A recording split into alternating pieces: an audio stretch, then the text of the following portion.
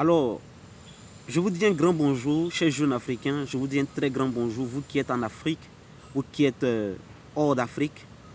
Tous ces blogueurs panafricanistes et panafricains qui partagent chaque jour de l'information pour éclairer la lanterne de certains jeunes qui sont encore éloignés de la lumière de la vérité.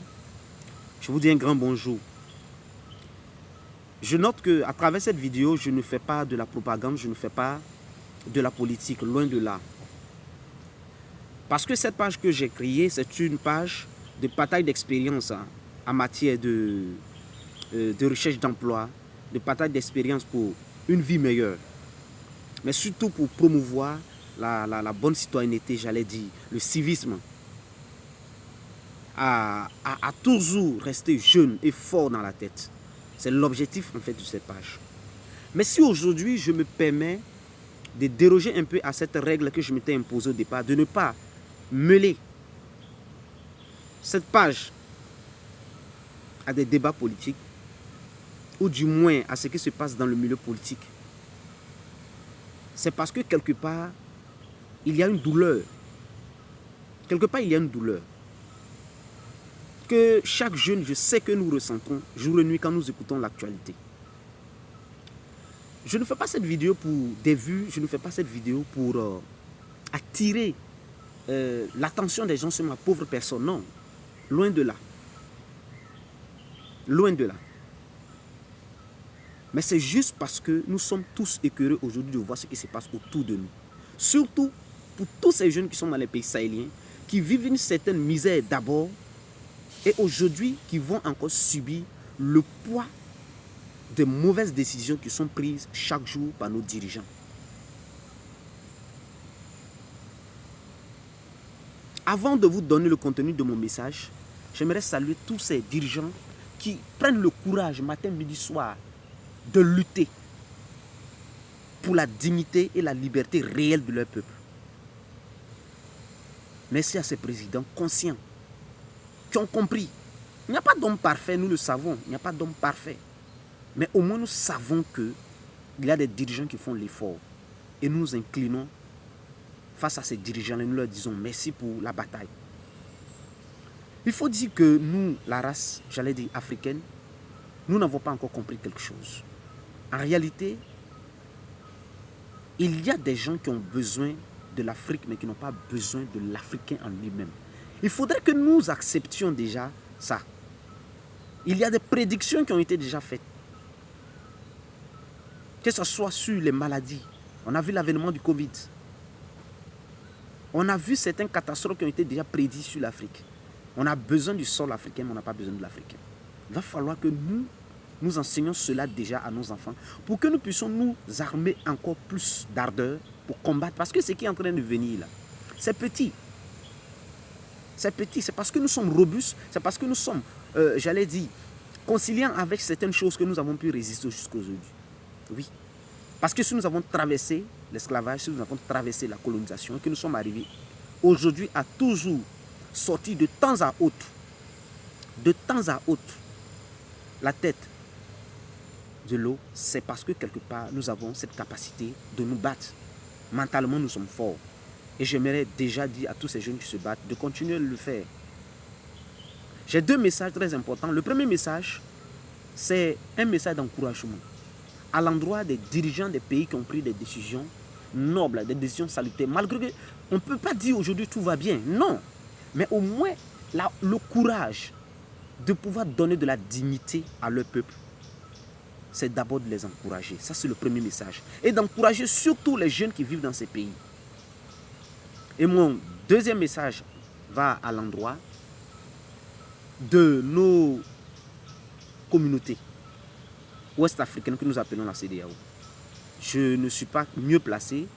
Je ne représente qu'une seule goutte peut-être dans cet océan de personnes très intelligentes qui peuvent partager leurs opinions. Mais je me permets de le faire parce qu'il y va de la survie de notre race. Ah oui, de notre race, nous les Africains. Alors mon premier message, comme je le disais, nous saluons vraiment toutes ces personnes, tous ces dirigeants qui ont pris la ferme résolution de se battre pour le peuple, qui ont pris des décisions nobles de combattre le mal qui est en train de sévir tout le Sahel. Merci à vous. Merci à vous. Nous savons que le peuple vous aime et nous saluons votre courage, votre abnégation, votre force, votre détermination. Et nous pensons que nous allons vaincre. À l'endroit des peuples de ces pays-là également, ces pays sahéliens, ces pays coupés de la mer, moi j'ai un message. Frère, on n'a qu'à être vrai. Dieu ne peut pas placer quelqu'un dans un endroit où il ne lui donne pas aussi la capacité de se développer. Ça n'existe pas. Si Dieu a permis que nous soyons aussi au cœur de l'Afrique, c'est parce qu'il sait qu'en chaque jeune qui vit dans ces pays, il y a la capacité de résilience, de combat. Il y a la capacité de pouvoir se frayer un chemin dans ce désert-là. N'ayez pas honte de votre sol. N'ayez pas honte de vos climats. N'ayez pas honte, soyez fiers. Quand vous dites je suis burkinabé, il faut être fier de l'être. Dans toute sa réalité, dans toute sa rigueur. Il faut être fier. Dans la sous-région, on voit les moqueries, on voit. Et ce message va à l'endroit de tous ces jeunes même qui sont loin de ce pays. Soyez-en fiers, les gars. D'où que vous soyez-en fiers. N'ayez pas honte de vous affirmer pour dire je suis burkinabé, je suis malien, je suis nigérien. Je suis guinéen, je suis ceci, cela. Non, n'ayez pas ce complexe. Même si on compare le développement économique de votre pays au développement économique de certains pays dont on félicite, il n'y a pas de problème. Mais c'est votre pays et c'est votre réalité. C'est à nous de nous battre pour nous en sortir. Ça, c'est d'abord ça. La fierté de s'affirmer. N'ayez pas honte. Parce qu'on a toujours eu ce complexe d'infériorité. Les pays sahéliens ont toujours été boudés. On a fréquenté avec plusieurs personnes, on sait. On n'arrive pas du coup à s'affirmer. Ça, c'est le premier message que je disais. L'affirmation déjà de soi, c'est une affirmation qui va jusqu'à ce que nous-mêmes, on se dise que oui, je peux donner ma tête, je peux donner mon cœur pour mon pays d'où je viens. Ça, c'est le premier message. On a des atouts. C'est parce qu'on ne sait pas les diagnostiquer et les utiliser en bon escient. Avec toutes ces sanctions qui sont en train de pleuvoir aujourd'hui, nous savons très bien que notre position géographique nous permet aussi de faire de la violence et de la pression sur certains États. Nous cultivons certaines choses que certains pays ne peuvent pas cultiver. C'est un moyen de pression également pour nous. C'est nous qui achetons dans les pays côtiers. C'est également un moyen de pression. C'est nos bétails, c'est nos haricots, c'est nos oignons qui partent dans ces pays également. C'est un moyen de pression. On ne peut pas traverser l'Afrique sans passer par nous. C'est un moyen de pression. Mais lorsque nous ne sommes pas fiers de cela et que lorsque on nous lance, j'allais dire, des sanctions, on est complexé, on est désunis face à certaines réalités. Il va falloir qu'on accepte cela d'abord. Alors le Niger, nous savons qu'il va pleuvoir très bientôt des sanctions. Parce qu'il y a un sommet extraordinaire qui va encore être fait par la CEDEAO. Il va falloir que vous soyez unis et déterminés. Parce qu'il y aura des sanctions. Ces sanctions seront économiques. Ce sera vraiment des mesures drastiques pour asphyxier le peuple. Mais il va falloir que nous ayons cette capacité de résilience. Et je demanderai aux dirigeants, si réellement ils sont venus pour se battre, si les moyens j'allais dire les sanctions touchent à la vie, au quotidien des peuples, qui prennent également des mesures très drastiques. Parce que nous pensons que nous sommes arrivés à une étape de notre vie où soit nous laissons notre génération dans la même souffrance, ou bien nous combattons pour laisser la génération à venir dans la paix, dans la dignité, dans l'indépendance réelle et totale. Commencez à réfléchir déjà, je parle déjà des autorités des pays sahéliens, pensez déjà à certaines sanctions de répression également. Il va falloir que nous en arrivions là. Nous ne sommes pas contre un pays. Nous savons d'où nous venons. Au passage, je salue tous ces acteurs. Je vois des blogueurs ivoiriens, je vois des artistes ivoiriens. Vraiment, on salue. Surtout la jeunesse a compris que ce n'est pas le peuple ivoirien, ni le peuple sénégalais, ni le peuple du Bénin qui est en train de vouloir détruire ou attaquer la souveraineté d'un pays. Nous savons que ce sont des gens qui se sont réunis. C'est un syndicat qui s'est réuni et qui le fait. nous saluons déjà tous ces frères ivoiriens, tous ces frères sénégalais, tous ces frères du Nigeria qui sont contre les sanctions de la CEDEAO. Nous les saluons. Moi, personnellement, la Côte d'Ivoire m'a fait. Je n'ai rien contre un Ivoirien, je n'ai rien contre un Malien, je n'ai rien contre un Guinéen, je n'ai rien contre un Sénégalais. Nous sommes Africains. Donc nous saluons déjà l'esprit que les jeunes ont eu et qui continuent toujours de donner des messages de pacification de la situation. Tant pis à ceux qui pensent que c'est la guerre, parce qu'ils savent que s'ils déclarent la guerre, nous ne savons pas quand ça va finir. Ce n'est pas la guerre en interne, hein, c'est une guerre internationale. Nous ne savons pas quand ça va finir. Vous comprenez? Le deuxième message que je veux aussi, c'est de poser une question très simple. Quel est l'objectif de la création de la CEDEAO? Lorsque cette organisation est financée déjà, sur le plan économique, cette organisation est financée déjà par les Occidentaux. Vous voulez quoi au juste? Si vous n'avez pas les moyens de votre propre politique, ne créez pas l'organisation. Laissez chaque pays se démerder à sa manière. On dit qu'il s'agit de la CEDEAO des peuples. Et je pense qu'il y a des Africains qui n'ont pas encore compris cela. Mais dites-moi simplement, un membre de ce pays de la CEDEAO là, qui n'a pas été frustré dans un pays membre de la CEDEAO, avec tes papiers même de ton pays, tu passes, on te fait payer. On voit ça sur nos frontières.